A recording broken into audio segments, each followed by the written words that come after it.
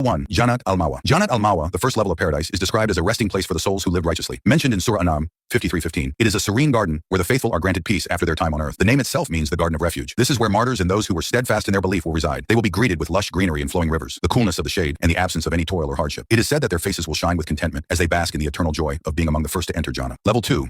Jannat al-Na'am. Moving up to Jannat al-Na'am, or the Garden of Delight, mentioned in Surah Al-Hajj 22:56. This level is reserved for those who have dedicated their lives to seeking Allah's pleasure. Here, the blessings are magnified, with rivers of milk, honey, and wine flowing in abundance. The dwellers of Jannat al-Na'am will be adorned with fine silk garments, seated on thrones encrusted with gems, and surrounded by the purest companionship. Their homes will be made of gold and silver, and the gardens will bear fruits that no eye has ever seen and no soul has ever tasted. It is a level where happiness knows no bounds. Level 3. Jannat al-Khuld. Jannat al-Khuld, or the Eternal Garden, as mentioned in Surah Al-Furqan 25:15, offers everlasting rewards to those who have led lives filled with faith and good deeds. The term Khuld refers to eternity, and the dwellers of this garden will never experience decay or weariness.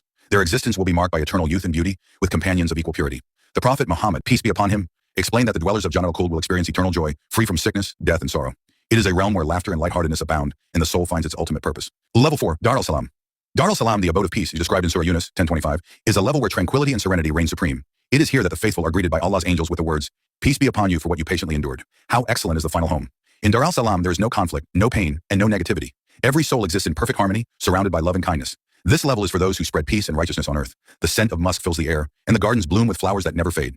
Level 5. Jannat al-Aden. Jannat al-Aden, or the Garden of Eternity, is described in Surah At-Tawbah 9:72, and is promised to those who truly obey Allah and His Messenger. This garden is a place where the faithful will be granted palaces made of pearls, rubies, and emeralds, surrounded by an atmosphere of luxury and splendor.